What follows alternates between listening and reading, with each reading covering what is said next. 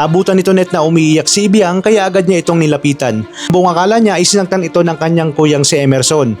Pero nilinaw ni Emerson na nagtampo lang ang bata matapos mapagalitan ni Atoy. Ipinaliwanag naman ni Ibiang na wala naman talaga siyang kasalanan dahil hindi naman siya pumasok sa secret room at sinundan niya lang itong si Janine. Dahil dito lalo siyang ipinagtanggol ni Tonet at sinabi niyang mahal na mahal niya si Ibiang.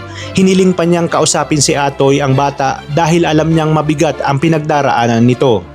Hindi naman nagtagal ay pinuntahan ni Atoy si Ibiang sa bahay ni na Emerson. Agad siyang humingi ng tawad sa bata at ipinaliwanag na hindi siya nagalit dahil may kasalanan ito. Ang totoo, natakot lang siya na baka mapahamak si Ibiang sa pagpasok nito sa secret room.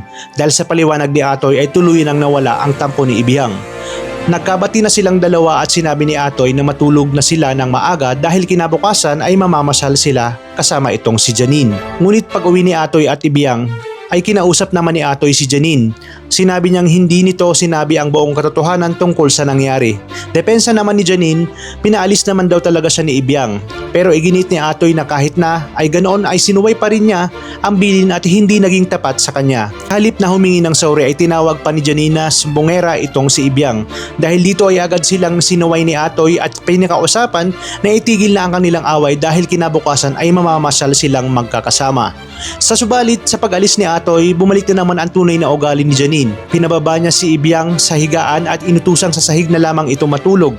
Wala nang nagawa si Ibiang kundi manahimik dahil ayaw na rin niyang sumagot dahil baka lalo pang magalit si Atoy kapag nalaman na nag-aaway naman sila. Kinabukasan ay nagkita naman sina Tonet at Ame. Nagbiroan at nag-asaran pa ang dalawa hanggang sasabihin ni Tonet na muntik niya nang ikamatay ang pagkakagulat sa pagkakakita niya dito kay Ame. Sa huli ay nagpasalamat si Tonet kay Ame habang si Tonet naman ay tila nagpapaalam na rin. Binigyan pa niya ng yakap si Tonet at bilang pasasalamat sa kanilang pagkakaibigan at pagtulong nitong kausapin si Atoy. Mahigpit ding niyakap ni Tonet si Ame bilang ganti sa lahat ng kanilang pinagsamahan.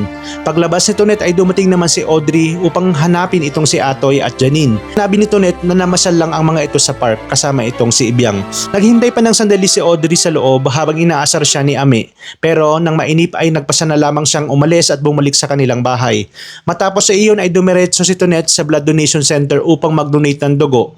Habang naroon at nagtatanong siya sa isang staff kung posible ang parehong type O ang dugo ng ama at ina pero anak niya ay AB positive. Ipinaliwanag ng staff na halos imposibleng mangyari iyon dahil sa sagot na iyon ay nabuo ang matinding hinala ni Tonet na maaring hindi tunay na anak ni na Atoy at Audrey itong si Janine. Agad siyang madaling bumalik sa bahay ni na Atoy upang sabihin ang kanyang nalalaman. Ngunit huli na ang lahat dahil nakaalis na si Audrey. Sinubukan pa niya itong habulin ngunit hindi na niya naabutan. Kaya naman dali-dali siyang nagtungo sa park kung saan naroon si Atoy at ang mga bata.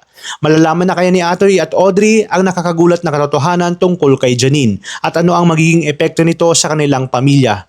Abangan ang susunod na kabanata dito lang sa The Master Cutter.